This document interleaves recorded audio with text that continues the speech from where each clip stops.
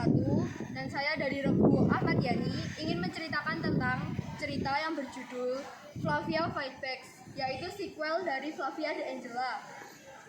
Jadi cerita ini diarang oleh Lea Agustina Citra, diterbitkan oleh PT Gramedia pada tahun 2014. Dalam buku ini ada 424 halaman. Jadi awal mula dari cerita ini itu bercerita tentang Flavia the Angela dan Ares the Angelo.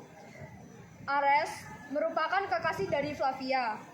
Ia awalnya merupakan sarjana pendidikan psikolog, namun dia mengambil mata kuliah lagi di kerajaan Kayangan itu tentang kemiliteran. Pada saat itu ia sudah lulus dari kemiliteran dan ditugaskan oleh pangeran ke perbatasan antara Kayangan dan Underworld. Di situ dia pergi dengan berpamitan dulu ke Flavia. Itu awalnya si Flavianya tidak ingin Ares pergi, namun Ares berkata, "Lo siento, aku harus pergi karena itu merupakan tugas, bukan keinginanku." Arti kata "lo siento" di sini itu adalah maaf. Itu keunikan dari buku ini. Lalu ada lagi kelanjutan dari cerita ini. Si Flavia itu dipanggil oleh kerajaan Kayangan untuk menjadi konsultan pribadi dari Putri Zeka. Awalnya Flavia bimbang dan dia bertanya, meminta saran pada teman-temannya.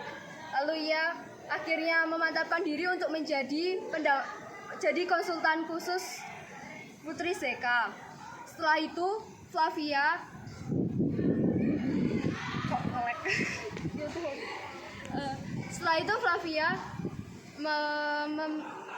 menjadi konsultan atas permintaan permaisuri. Saat menjadi konsultan itu, Flavia diuji oleh banyak hal, mulai dari Zeka yang urakan, Zeka yang tidak bisa diatur. Itu mulai mau mengikuti apa kata Flavia, karena Flavia itu menjadi semacam idolanya, menjadi idola bagi Zeka karena Flavia pernah berinteraksi dengan manusia di bumi. Karena hal itu, Zeka menjadi penurut, mau berperilaku lebih anggun, dan ia tuh bisa menjadi putri dari Kayangan sesungguhnya. Setelah itu, ada kabar bahwa Ares hilang. Flavia ingin menyusul mencari Ares. Awalnya, ia bingung bagaimana caranya, tapi berkat bantuan dari teman-teman, saudara, dan Putri Zeka sendiri, akhirnya dia berani dan pergi ke Underworld untuk mencari Ares.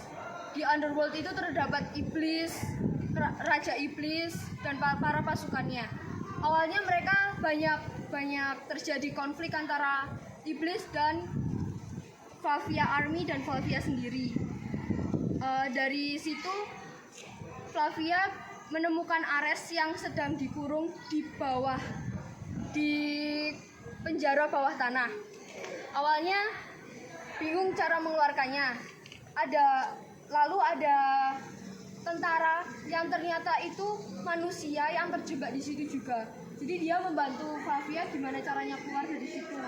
Setelah Ares dibebaskan keluar dari penjara, si Flavia Army sama Ares itu dia berjalan keluar. Awalnya mereka ada masalah dengan Raja Diablo atau Raja Iblis itu sendiri. Karena ada masalah itu, seharusnya mereka dihukum. Namun karena ada Pangeran Chess yang membantu dengan masuk ke Underworld juga, akhirnya Pangeran Chess itu mengorbankan diri karena ternyata sebenarnya Pangeran Chess itu mengkhianati kerajaan untuk membantu Raja Diablo menjadi raja di Kayangan. Nah, setelah kejadian itu, Chess merasa sangat bersalah kepada Flavia karena sebenarnya Chess itu sayang dengan Flavia, namun sayangnya Flavianya lebih sayang kepada Ares. Lalu setelah kejadian di Underworld itu, mereka keluar atas pengorbanan Pangeran Chess. Karena mereka keluar dengan selamat itu, Ares mendapat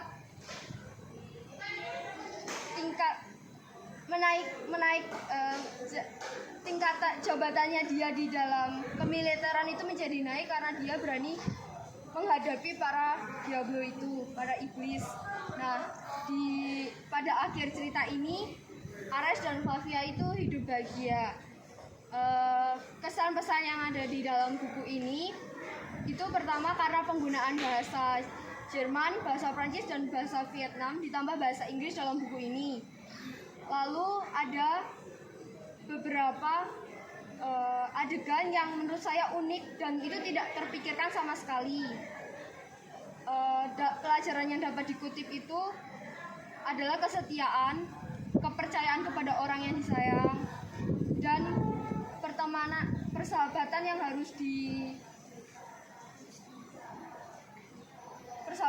harus dijaga benar-benar.